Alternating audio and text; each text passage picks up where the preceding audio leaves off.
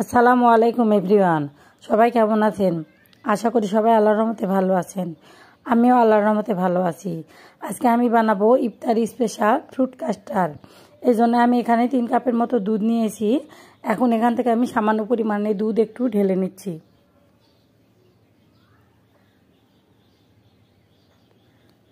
এখন এই দুধের মধ্যে দিয়ে দিচ্ছি 2.5 টেবিল চামচের মতো কাস্টার্ড পাউডার।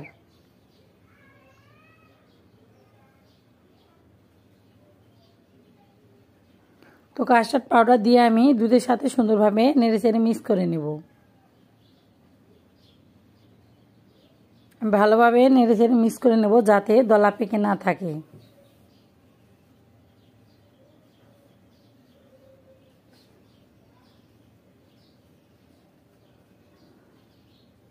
তো মিক্স করে নেওয়া হয়ে গিয়েছে।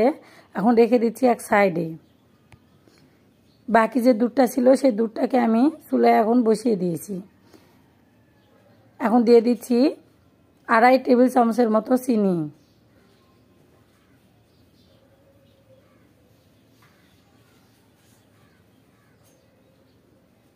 চিনিগুলোকে এখন দুধের সাথে মিক্স করে নেব।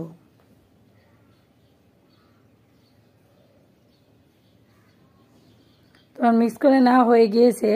এখন দুধটাকে আমি 2-3টা বলক তুলে নেব।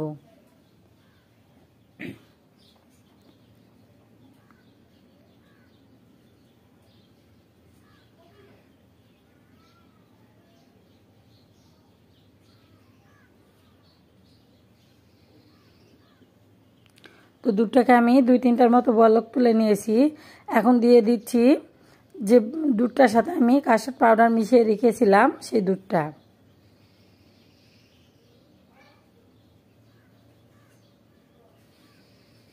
দুধটা দেওয়ার পরে এখন আমি অনবরত নেড়ে চেড়ে নেব যাতে করে পাতিলের তলায় লেগে না যায়।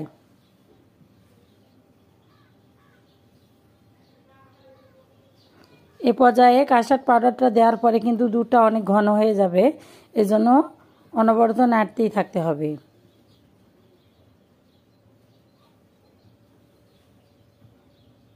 আমি কাস্টার্ড পাউডারটা মিশিয়ে অনবরত নেড়ে ছেড়ে 2-3টা বলক তুলে নেব।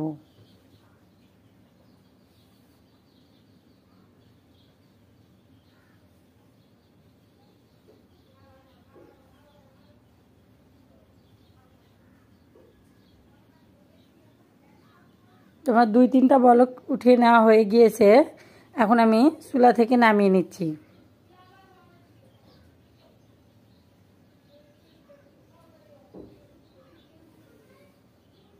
এখন আমি এই কাস্টার্ডগুলোকে একটু ঠান্ডা করে নর্মাল ফ্রিজে রেখে দেবো আধা ঘন্টার মতো।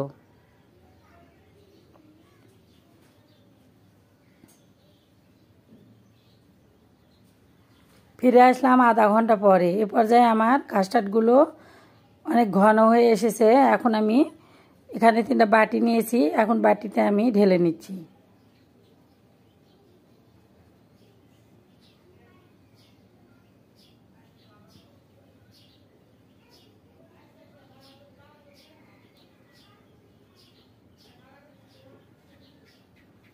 আমি কাস্টার্ডটা পরিবেশন করার জন্য এখানে আমি বিভিন্ন ধরনের ফ্রুটস নিয়েছি। আঙুর নিয়েছি, মালটা নিয়েছি, কলা নিয়েছি, আপেল নিয়েছি এবং তরমুজ নিয়েছি। আপনাদের হাতের কাছে যে ফ্রুটস থাকবে সেই ফ্রুটস দিয়ে আপনারা সার্ভ করতে পারেন। তো প্রথমে দিয়ে দিচ্ছি মালটা কুচি। মালটা কুচি দেওয়া হয়ে গিয়েছে। এখন দিয়ে দিচ্ছি কলা, কুচি করে রাখা পাকা কলা।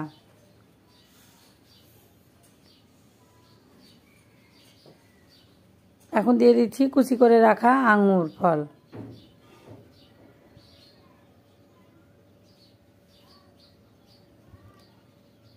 এখন দিয়ে দিচ্ছি কুচি করে রাখা আপেল।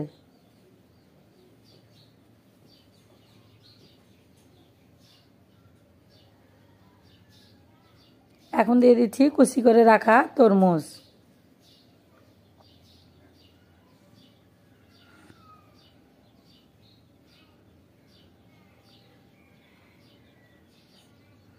তো আমার সবগুলো ফ্রুটস দেওয়া হয়ে গিয়েছে।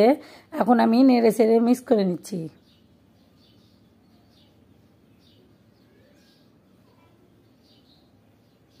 আমার এই স্বাস্থ্যকর ফ্রুটস কাস্টার্ডের রেসিপিটা আপনাদের কেমন লেগেছে কমেন্ট করে জানাবেন। ভালো লাগলে একটা লাইক এবং সাবস্ক্রাইব করে আমার পাশে থাকবেন। দেখা হবে পরবর্তী কোনো ভিডিও নিয়ে। ততক্ষণে সবাই ভালো থাকবেন। আল্লাহ হাফেজ। আসসালামু আলাইকুম।